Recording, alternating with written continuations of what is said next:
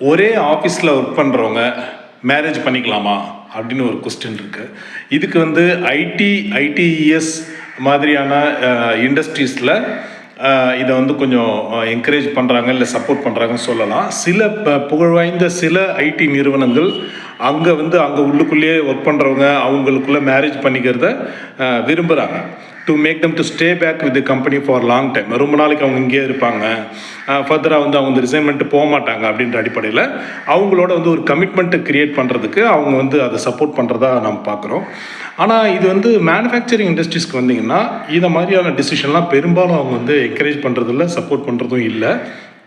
அப்படி மேனுஃபேக்சரிங் இண்டஸ்ட்ரியில் ஒர்க் பண்ணுற 2 பேர் அது மாதிரி மேரேஜ் பண்ணிக்கிறாங்க அப்படின்னா 2 பேரில் யாராவது ஒருத்தவங்க ரிசைன் பண்ணுற மாதிரி இருக்கும் அப்படின்ற மாதிரியான விஷயங்களையும் நம்ம பார்க்குறோம்.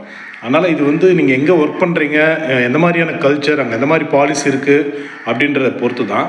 அதனால் இது தனிப்பட்ட முறையில் இதை பார்க்கும்போது கம்பெனி சப்போர்ட் பண்ணுறாங்களோ இல்லையோ, ஒரு இண்டிவிஜுவலாக ஒரு ப்ரொஃபஷ்னலாக இதை பார்த்தா சரியாக இருக்குமா அப்படின்னா பெரும்பாலும் சேம் ப்ரொஃபஷனில் இருக்கிற 2 பேர் மேரேஜ் பண்ணிக்கிறது ரொம்ப நல்ல விஷயந்தான். நீங்கள் டாக்டர்ஸ் பார்த்துருப்பீங்க, அட்வொகேட்ஸ் பார்த்துருப்பீங்க, ஆடிட்டர்ஸ் பார்த்துருப்பீங்க.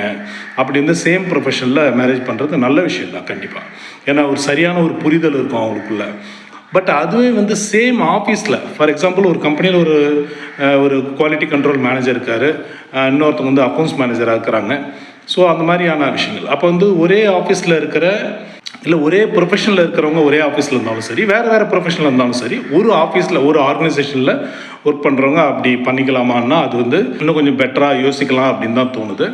ஆனால் வேறு ஆஃபீஸில் ஒர்க் பண்ணுற ஒரே ப்ரொஃபஷனல்ஸ், இவங்களும் அக்கௌண்டிங் ப்ரொஃபஷனல், அவங்களும் அக்கௌண்டிங் ப்ரொஃபஷனல், வேறு கம்பெனியில் ஒர்க் பண்ணுறாங்கன்னா இது ரொம்ப நல்ல விஷயம்.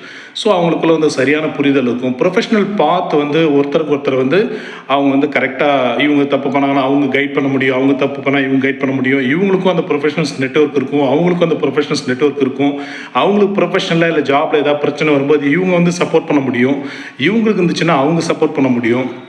அப்போ இது நல்ல ஒரு விஷயம் தான். பட் ஒரே ஆஃபீஸில் அது சரியான்றது அந்தந்த இண்டிவிஜுவல் தான் டிசைட் பண்ணணும். பட் ஐடி நிறுவனங்கள் இது சப்போர்ட் பண்ணுறாங்கன்றத நம்ம பார்க்குறோம். மேனுஃபேக்சரிங்கில் இது பெரும்பாலும் சப்போர்ட் பண்ணுறது கிடையாது. ஸோ இது அந்தந்த இண்டிவிஜுவல்ஸ் எடுக்கிற டெசிஷன் தான். சில இண்டஸ்ட்ரீஸில் அப்படி மேரேஜ் பண்ணும்போது என்ன பண்ணுறாங்க, யாராவது ஒருத்தவங்க ரிசைன் பண்ணிவிட்டு மேரேஜ் பண்ணிக்கிறாங்க, அப்படி கூட பண்ணிக்கிறாங்க. ஸோ அதுமாரி இருக்குது. அப்புறம் அவங்க இன்னொருத்தவங்க ரிசைன் பண்ணுவாங்க, வெளியில் எங்கேயாவது அதே ப்ரொஃபஷனில் வேறு ஏதாவது ஜாப் கிடச்சி போய் ஜாயின் பண்ணுறாங்க. ஸோ அந்த மாதிரி இருக்குது.